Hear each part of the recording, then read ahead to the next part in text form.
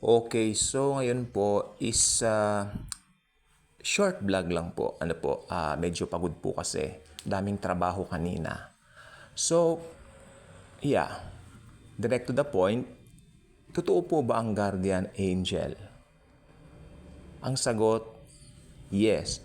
Pero may mali doon sa term na guardian angel. Kasi dapat ang term guardian angels. Madami. Madami pong nagbabantay sa isang Kristiyano na angels. Mababasa po natin to sa Psalm 91. Sabi niya, He will send His angels to protect you. Bawat isang Kristiyano, laksa-laksang angels ang ating bantay. So, nandyan po yung leading ng Holy Spirit, which is pinaka-importante po.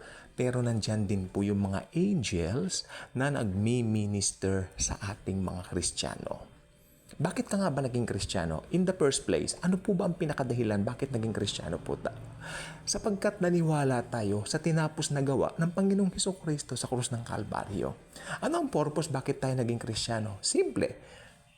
Para ulitin natin sa iba yung nangyari sa atin. Like, for example, we have to share the good news of the Lord Jesus Christ. Ano pa? Wala na. Yun lang. Kasi yung iba sasabihin nila, naging Kristiyano ka para gawin mo to, para gawin mo yan. Not knowing, mag-ingat po tayong mabuti, ang pinaglilingkuran mo na pala yung institutional church na kinaaaniban mo at saka yung pastor na namamahala doon. Tandaan po ninyo, ang isang Kristiyano, napakarami po nating angels para gabayan po tayo. Makinig lang po tayo sa nakasulat sa Biblia. Atin po itong siyasatin, atin po itong dibdibin, atin po itong isabuhay. Pag sinabi po ng Bible na tayo ay mangaral, humayo po tayo.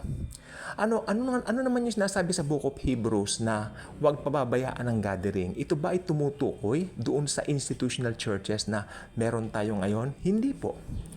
Anong tinutukoy ng gathering? Ang gathering po na tinutukoy ay maggagather ang church. Tayo pong mga Kristiyano, yung katawan natin, ito po ang church. Amen? At saka hindi lang po Sunday ang pag-gather. Kung kailan kayo nagkasundo na mag-gather, pwede kayong mag-gather sa ilalim ng puno, pwede kayong mag-gather sa mga lumang sine, pwede kayong mag-gather sa mga lumang mga buildings, pwede kayong mag-gather sa mga bahay, house church. Biblical po ang house church. Biblical po yan. Sapagkat pa nag-church po ang mga Kristiyano noong sinaunang panahon, sila po ay nagkakaroon ng meal. Okay? Literal meal, sabay-sabay silang kakain. Huwag po nating ipagkakamali. Yung meal po, hindi po yun Holy Communion. Ang Holy Communion po, ayun yung iniutos ng Panginoong Hesus na gagawin naman natin na maghahati-hati tayong tinapay at meron tayong anumang elements na pwede mag-represent ng kanyang dugo. Pwedeng Coke, pwedeng Pepsi, pwedeng orange, no? At yung tinapay naman, kahit anong klaseng tinapay, pwedeng biskotso, pwedeng pandesal, pwedeng tasty. Paghahati-hatiin natin.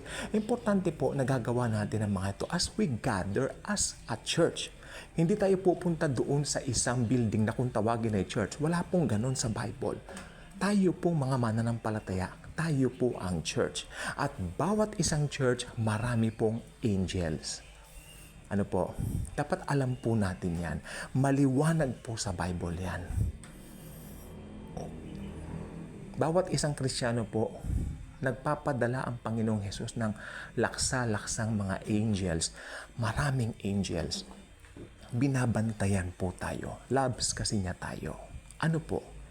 So, itong linggo pong ito, may mga pupulong, may mga naggagather sa institutional churches. Kapatid pa rin naman natin sila sa Panginoon. Pero mas maganda pa makikita nila yung katotohanan na hindi lang po Sundays.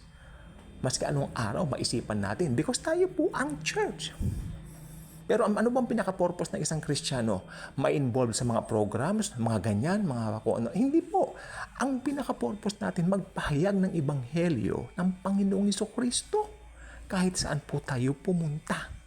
Yan ang purpose natin, mga Kristiyano, to bring people to Christ Jesus our Lord. Huwag po natin kalilimutan yan. Sapagkat yan lamang ang tanging layunin ng Panginoon. Ba't tayo naging Kristiyano? Kaya kung hindi ka pa subscriber sa channel na ito, I invite you to do so. Click the notification bell, share this video, share the wonderful love and grace of Jesus. And as always and forever, Jesus truly loves us all.